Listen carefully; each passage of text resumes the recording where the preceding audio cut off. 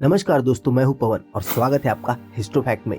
दोस्तों, क्या आप जानते हैं आपका शहर जहां पे आप रहते हो वो कितना पुराना है? तो इसका जवाब आपको नहीं पता होगा, और किसी को पता भी होगा तो वो कहेगा कि 1000 या 500 सालों से लोग यहाँ पे रह रहे हैं।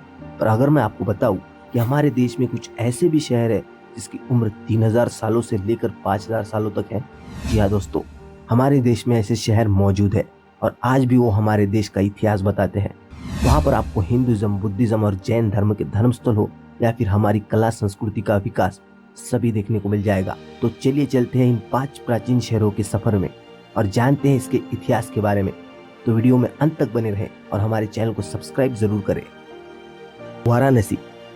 सारी दुनिया में शिव की नगरी नाम से प्रसिद्ध वाराणसी भारत का एक प्राचीन शहर है और शिव की नगरी कहने के पीछे कारण बताया जाता है कि इस नगरी को भगवान शिव ने खुद बसाया था और इस वजह से सभी हिंदू भक्त इसे काफी श्रद्धा की नजरों से देखते हैं और एक तीर्थ मानकर भगवान शिव के दर्शन के लिए यहाँ आते हैं, जहाँ पर उन्हें पापों को नष्ट करने वाली गंगा नदी में नहाने को मिलता है और इसी के तट पर होने वाली भगवान शिव की आरती उन्हें स्वर्ग का आनंद भी देती है।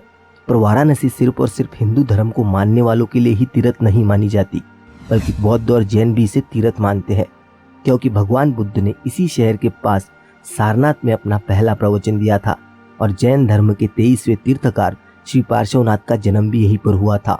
इसलिए सभी लोग इसे पवित्र नगरी मानते हैं। बात अगर इसकी प्राचीनता की जाए तो हिंदू मान्यता के अनुसार वाराणसी लगभग 5000 साल पुराना नगर है और इस नगर का उल्लेख सतपुराण, रामायण, महाभारत और ऋग्वेद में भी मिलता है। इसी के साथ बौद्ध साहित्य में भी वाराणसी का उल्लेख किया जाता है, जहाँ पर उसे काशी जनपद की राजधानी बताया गया है। 7वीं सेंचुरी में भारत आए चीनी यात्री हेंगसान ने भी इसका उल्लेख किया मिलता है, जिसमें वो कहता है कि वाराणसी धार्मिक, शैक्षणिक एवं कलात्मक गतिविधि का केंद्र था। पर आज के इतिहासकार मानते हैं कि वाराणसी 3000 साल पुराना शहर हो सकता है। दोस्तों, हम आपको राय देते हैं कि अगर कभी भी आपको इस शहर में आने का मौका मिले तो जरूर आइए और यहाँ की स्पिरिचुअल एनर्जी को महसूस कीजिए और यहाँ के घाट को देखना तो बिल्कुल ही मत भूलना, क्योंकि यहाँ पर 100 से भी ज्यादा घाट मौजूद है, जिसमें से दशाश्वमेध घाट, मनकर्णिका घाट, सिंधिया घाट, मान मंदिर घाट, ललिता घाट और अस्सी घाट, ये सब प्रमुख घाट है और ज्यादातर घाट को लेकर कोई न कोई कथा आपको यहाँ पर सुनने को मिल जाएगी, उसे जरूर सुनिए। अयोध्या। अयोध्या नगरी, जिसे राम नगरी भी कहा जाता है, ये भारत का एक प्राचीन शहर है। इसको लेकर मान्यता है कि ये भगवान राम की जन्मभूमि है और पौराणिक कथाओं के अनुसार यह रघुवंशियों का राज था और उसी वंश में भगवान राम का जन्म हुआ था। पर अगर इसको स्थापित करने की बात की जाए तो हिंदू मान्यता के अनुसार इस शहर को मनु ने बसाया था और इसका नाम अयोध्या रखा, जिसका मतलब होता है ऐसा शहर जिसको युद्ध के जरिए नहीं प्राप्त किया जा सकता। ये शहर उत्तर प्रदेश में सरयू नदी के तट पर स्थित है और जिस वक्त सारा भारत जनपदों में बटा हुआ था, उस वक्त इसे कौशल जनपद के नाम से जाना जाता था। और चीनी यात्री हेंगसांग, जो 7वीं सेंचुरी में भारत आया था, उसने इस शहर का वर्णन किया मिलता है, जिसमें उसने इस शहर में बसी बुद्धिस्ट मंदिरों का उल्लेख किया है और यहाँ उसके वक्त 3000 भिक्खु निवास कर रहे थे, ऐसा बताया है। अगर आप कभी इस शहर में आओ तो इस शहर में बसी धार्मिकता का अनुभव आपको होगा। जहाँ इस शहर में प्रवेश करते ही आपको हनुमानगढ़ी नामक एक स्थान दिखेगा, जो कि एक हनुमान मंदिर है। इसको लेकर कहा जाता है जब भगवान राम वनवास से लौटकर वापिस अयोध्या आए तो हनुमान जी भी उनके साथ अयोध्या आए थे और वो इस स्थान पर रहे, इसलिए इसे हनुमानगढ़ी कहा जाता है। और अंदर राम जी के दर्शन के पहले आपको हनुमान जी के ही दर्शन करने पड़ते हैं, क्योंकि भगवान राम ने हनुमान जी को वरदान दिया था कि उनसे पहले हनुमान जी की पूजा होगी। इसके बाद आप राम जन्मभूमि के दर्शन कर सकते हो, जहाँ भी विश्व का सबसे बड़ा राम मंदिर बन रहा है। इसके अलावा और भी कुछ स्थान आपको अयोध्या में देखने को मिल जाएंगे, जैसे दशरथ महल, कनक भवन, राजद्वार मंदिर, लक्ष्मण किला और भी बहुत, जिसके हर एक के पीछे एक पौराणिक कथा आपको सुनने को मिल जाएगी। पटना। हमारे देश में बिहार राज्य में स्थित पटना शहर, ये भी भारतीय इतिहास के प्राचीन शहरों में शुमार है। इस नगर का उल्लेख 350 ईसा पूर्व भारत आए मेगास्थनीज ने अपनी पुस्तिका इंडिका में किया हुआ मिलता है, जिसमें वो कहता है कि पलीब्रोधा यानी पाटलिपुत्र, जो आज के पटना का प्राचीन नाम है, वो गंगा और अरेनोथ्वास नदी के संगम पर बसा हुआ है और इसके हिसाब से प्राचीन पटना 9 मील यानी लगभग 14 किलोमीटर लंबी थी और 1.75 मील यानी 2.8 किलोमीटर चौड़ी थी। हालांकि आज इस शहर का विस्तार इसके मुकाबले काफी ज्यादा बढ़ गया है और ये आज भारत का 18वां सबसे बड़ा शहर है। हमें इस शहर के आसपास प्राचीन बौद्ध और जैन तीर्थस्थल जैसे वैशाली, राजगीर, नालंदा, बोध गया और पावापुरी देखने को मिलते हैं, जिससे साफ होता है कि यहाँ प्राचीन समय में बौद्ध और जैन धर्म का प्रभाव था। इसके अलावा सिख धर्म के अंतिम गुरु गोविंद सिंह का यह जन्म स्थान भी है, जिसकी याद में यहाँ हरि मंदिर साहब बना हुआ है और लाखों सिख श्रद्धालु यहाँ दर्शन के लिए आते हैं। पटना और उसके आसपास सभी खंडर नगर हमारे ऐतिहासिक गौरव के गवाह है। वो बिना बोले आज भी हमारा इतिहास हमें बताते हैं। अगर कभी आप इस शहर आओ तो आपको इस शहर में हमारी प्राचीन संस्कृति की महिमा और मौर्य शैली वास्तुकला देखने को मिलेगी।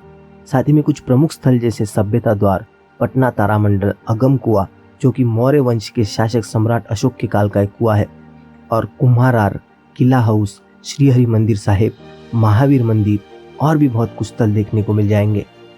द्वारका भारत में गुजरात राज्य के देवभूमि द्वारका जिले में स्थित यह नगर एक प्राचीन नगर है, क्योंकि हिंदू मान्यता के अनुसार इस नगर को भगवान श्री कृष्ण ने बसाया था, इसलिए सभी हिंदू इसे श्री कृष्ण की नगरी के नाम से पहचानते हैं। साथ ही में यह हिंदू धर्म के लिए काफी ज्यादा पवित्र माने जाने वाले 4 धाम और सतपुरी नगरों में भी शामिल है, इसलिए हर साल लाखों की तादाद में हिंदू भक्त इस नगर को देखने आते हैं, जहाँ उन्हें अनेकों दर्शनीय स्थल और मंदिर देखने को मिलते हैं, जिसमें गोमती तालाब, निष्पाप कुंड, रणछोड़ जी मंदिर, दुर्वासा और त्रिविक्रम मंदिर, कुबेश्वर मंदिर शामिल है। अभी इस समय यह नगर गोमती नदी और अरब सागर के किनारों पर ओखा मंडल प्रायद्वीप के पश्चिमी तट पर बसा हुआ है।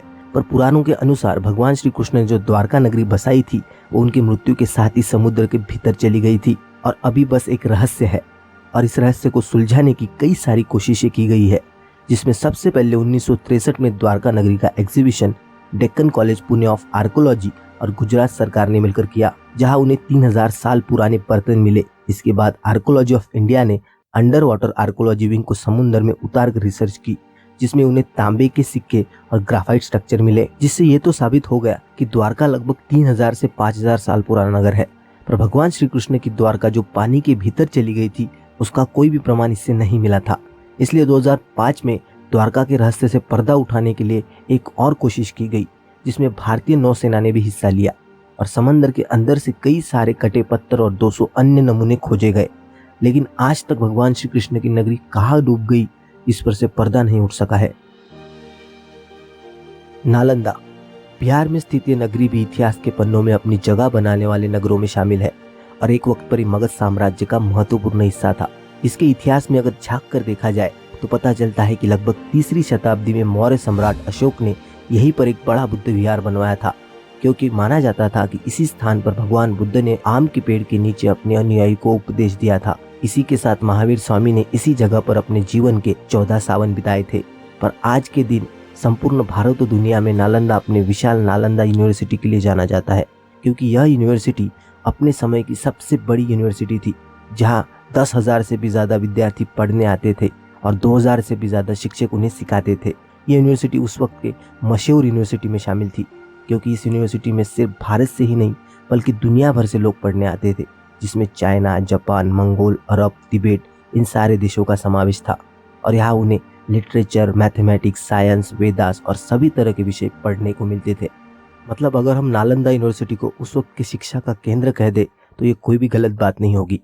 इस यूनिवर्सिटी की स्थापना का श्रेय गुप्त वंश के राजा कुमार गुप्त को दिया जाता है, पर इन्हीं के साथ और भी कुछ राजाओं का इस यूनिवर्सिटी से नाम जोड़ा जाता है, क्योंकि इस महान यूनिवर्सिटी के कार्यों से हर कोई खुश नहीं था और इसलिए 3 बार इसे मिटाने की कोशिश हुई, जिसमें से 2 बार हुनों ने इस पर हमला किया, पर पहली बार स्कंदगुप्त ने और दूसरी बार राजा हर्षवर्धन ने इस यूनिवर्सिटी को रिस्टोर कराया। पर अंत में तीसरी बार बख्तियार खिलजी ने इस पर हमला किया और इसे मिटा कर रख दिया।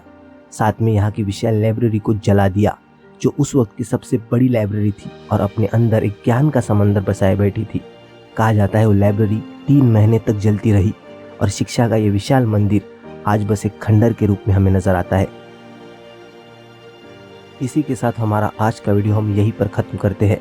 अगर आपको हमारा वीडियो पसंद आया हो तो वीडियो को लाइक कर देना और इसी तरह की इन्फॉर्मेटिव वीडियोस के लिए हमारे चैनल को सब्सक्राइब जरूर करना। मिलते हैं अगले वीडियो में कुछ इसी तरह की हिस्ट्री रिलेटेड टॉपिक के साथ।